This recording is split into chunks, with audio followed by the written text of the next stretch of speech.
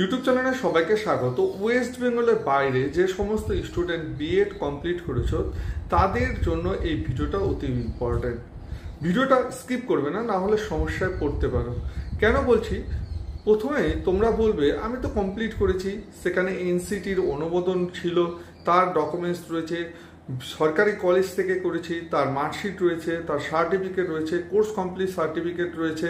College আমাকে এনসিটির যে অনুমোদন ছিল সেটা লেটারেও লিখে দিয়েছে এবং এনসিটির অনুমোদন যে ছিল তার একটি কপিও আমাকে কলেজ থেকে দিয়েছে। আমি সমস্ত কিছু বিষয় এখানে ন্যায্য হিসাবে গ্রহণ করলাম, কিন্তু সমস্যা কোথায় সেটা নিয়ে আজকে আলোচনা করি। তুমি যে সালে বিএড করেছো সেই সালের এনসিটির কপি আছে কিনা সেটা দেখে নাও। আশা করি নেই। কারণ হচ্ছে, উদাহরণ দিয়ে বোঝায় এনসিটি কি হয়, ওয়েবসাইটে যদি যাও, যে সময় কলেজ অনুমোদন হয়েছে সে সময় কলেজের অনুমোদন পত্র তুমি পাবে। আর 2015 সালে মানে 2007-8 সালে এনসিটি সাইডে গেলে কলেজের যদি নাম খুঁজো তাহলে সেখানে 2007 এবং 8 সালের অনুমোদন পত্রটা রয়েছে, কিন্তু কলেজ কন্টিনিউ রানিং রয়েছে, তার কোনো চিঠি কিন্তু এখনো নেই কিন্তু ওয়েবসাইটে। 2015 সালে চেঞ্জ হয়, বিএড কোর্সের কিছু চেঞ্জ হয়। এনসিটি তখন 2015 সালে আবার কলেজগুলো অনুমোদন দিয়েছিল, তার কপি কিন্তু রয়েছে। একটা 7 সালের কপি পাবে, একটা 15 সালের কপি পাবে। কিন্তু তুমি যে 11 বা 12 সালে যে বিএড করেছো তার এনসিটি অনুমোদন ছিল কিনা কলেজের সেটা কিন্তু তুমি পাবে না, এটুকু 100%। তাহলে এখানেই সমস্যা মানে শুরু মানে ডকুমেন্টস ভেরিফিকেশন হওয়ার সময় এনসিটির অনুমোদন ছিল কিনা কলেজটার তার কপি কিন্তু চাইছে, সেই বছর অনুমোদন ছিল কিনা সেই কপিটা কিন্তু চাইছে। তুমি বলবে আমার কাছে তো আছে, দেখো খুলে দেখো, তোমার কাছে নেই। কারণ এনসিটির সাইডে গেলে তুমি 7 সাল থেকে 8 সাল এবং 15 সালে দুটো ডকুমেন্টস পাবে, মাঝখানে কোনো ডকুমেন্টস কিন্তু পাবে না।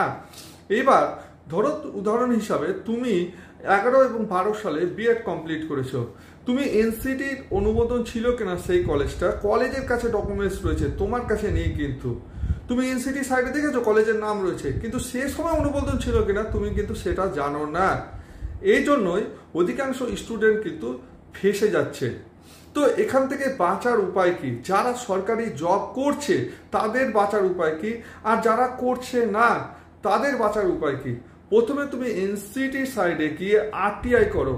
আরটিআই করলে তুমি 10 টাকার বদলে তুমি 1 মাসের মধ্যে জেনে নেবে সেই কলেজটা অনুমোদন ছিল কিনা।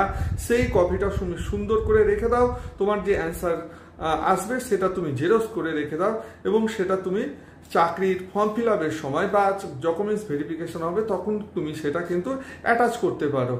আবার এনসিটি OTPRMS পোর্টালে গিয়েও তুমি এনসিটি সার্টিফিকেট অ্যাপ্লিকেশন করতে পারো। তোমার যদি কলেজে অনুমোদন থাকে সেখানে ডিটেলস লিখে দেবে এই সাল থেকে এই সালে কলেজের অনুমোদন ছিল, সেটাও তুমি কিন্তু রেখে দিতে পারবে। যদি কোনো স্টুডেন্টের দেখো সরকারি কলেজ হোক, তুমি সেখান থেকে পাস করেছো কিন্তু অনুমোদন নেই, তাহলে কিন্তু সমস্যা।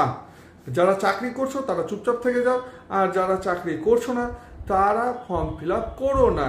কারণ পরে ধরা পড়লে কিন্তু তোমার 10 বছর পর্যন্ত জেল হতে পারে।